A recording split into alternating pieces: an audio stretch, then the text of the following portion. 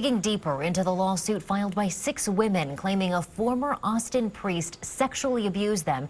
Then the Catholic Church tried to cover it up. KXAN's Jacqueline Powell is live at St. Thomas More Catholic Church in Northwest Austin. Jacqueline. Robert, Sydney, the women who filed this lawsuit say a lot of the abuse happened right here at their church. Now, this lawsuit outlines everything that they're claiming, but when we interviewed their attorney earlier, he said he doesn't even want to repeat a lot of what's in here on TV. This story starts actually before the victims that I represent. But this is where attorney Sean Breen says his clients want the story of abuse to end. Breen and the 6 anonymous women suing believe Isidore Notagizimana, who's known as Father Izzy, was moved to St. Thomas More after he acted inappropriately at another church. We think the evidence in this case shows that shortly after working for the diocese, that there became events involving abuse with him, and that this was a pattern of things that happened, and he was moved from church to church. While at St. Thomas More, the women claim he would try to kiss them, touch them inappropriately, and use the confessional as a place to corner them, then grope them. Breen says when his clients went to church leaders to try and report what happened, they were told to keep quiet. After he left St. Thomas More, the diocese told these women that he had been sent to counseling and that they hoped he had been healed, and he was reassigned then to a church in Brenham.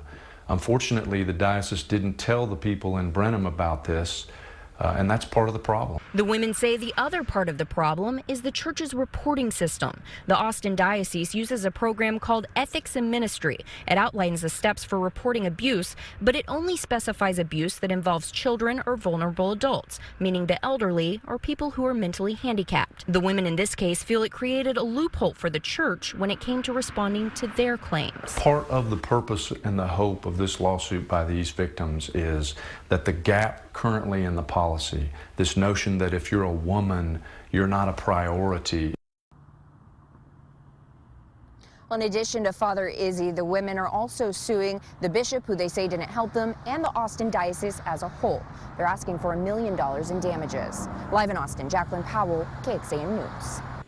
In a statement tonight, the Diocese of Austin said in part, out of respect for all those involved, the diocese will respond to the allegations in its answer to the court after it has formally been served with the lawsuit and had a reasonable time to investigate the claims.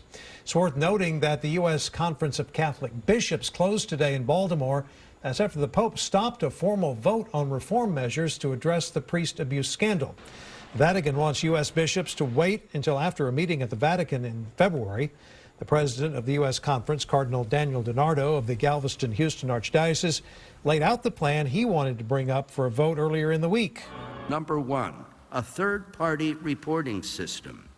Number 2, standards of accountability for bishops.